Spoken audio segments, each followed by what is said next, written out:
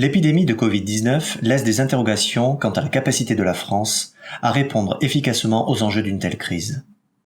La majorité des produits manufacturés sont fabriqués en Chine. Il y a urgence à repenser notre stratégie de fabrication de manière globale. Et la France, en premier lieu, doivent retrouver leur souveraineté pour de nombreux domaines. Par exemple, la production de médicaments, la production de masques, pour laquelle nous sommes dépendants aujourd'hui de la Chine. Nous ne devons plus l'être. C'est une question de sécurité sanitaire pour notre population. Donc il faut réorganiser le système économique mondial. Et pour dire les choses clairement, il ne faut plus que la Chine soit l'usine du monde, parce que le monde est en danger à ce moment-là. Les députés ont proposé le 6 mai dernier de relocaliser la fabrication des médicaments en Europe. Il y aura un avant et un après Covid-19. Il nous faut retrouver une indépendance nationale et européenne, en particulier dans le domaine des principes actifs thérapeutiques et des médicaments. Il est aujourd'hui indispensable d'envisager au plus vite la relocalisation d'une industrie pharmaceutique sur le continent européen. 80% des principes actifs pharmaceutiques sont fabriqués en Chine et en Inde.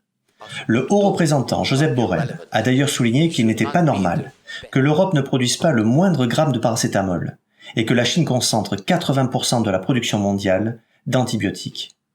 Dans un article du Figaro, il est avancé que députés et sénateurs ont à cœur de renforcer le Made in France. Cette stratégie est une priorité pour la population. Il est mentionné que la nécessité d'une souveraineté économique fait consensus. L'après-crise doit inciter à relocaliser les productions stratégiques. Elle doit aussi permettre de faire perdurer les habitudes de consommation Made in France, pour la quasi-totalité d'entre eux. Il va falloir qu'on rapatrie certaines chaînes de production. Il va falloir qu'on réactive une économie nationale, disons à visage humain. Par exemple, vous prenez la France actuellement, elle est totalement désindustrialisée et ça affaiblit terriblement un pays. Donc il faudra peut-être qu'on reprenne en main une économie de proximité dont on peut contrôler plus ou moins certains excès, parce que vous ne contrôlez rien de ce qui se passe en Chine, rien du tout. De nombreuses innovations françaises ont vu le jour et permettent déjà de répondre aux enjeux en matière de santé. Dans un article de BFM, on y apprend que 4 sociétés françaises commercialisent des masques de protection innovants et haut de gamme, tant dans leur capacité à mieux filtrer l'air extérieur que par leur durabilité ou leur filtre interchangeable. La start-up AirPure a réussi à créer un masque directement connecté à une application mobile. Ce produit, connecté à un smartphone, indique notamment quand il convient de changer le filtre. Sur le site de l'usine nouvelle, on apprend que le laboratoire montpelliérain 6 de Ziag a mis au point un test salivaire capable de détecter le Covid-19 en une demi-heure, baptisé EasyCov. France 3 Alpes-Côte d'Azur met en avant la société Sophia Antipolis, dans les Alpes-Maritimes, qui a mis au point un bracelet pour respecter la distance barrière. Par un système combiné d'ondes de radio hyperfréquence et de Bluetooth, chaque bracelet génère une bulle virtuelle.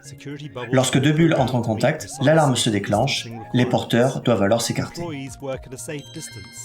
Le journal La Montagne nous montre des clés antibactériennes baptisées Clétor, conçues dans le Puy-de-Dôme pour lutter contre le Covid-19 et les virus. Elle a été conçue comme une extension de notre index.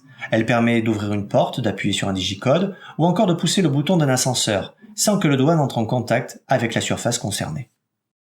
On peut dire que le Made in France s'inscrit comme une solution de reconquête de marchés perdus, souvent au profit de la Chine. Les nombreuses innovations développées pendant l'épidémie montrent à quel point les entreprises françaises sont réactives, ingénieuses et à même de relever un tel défi.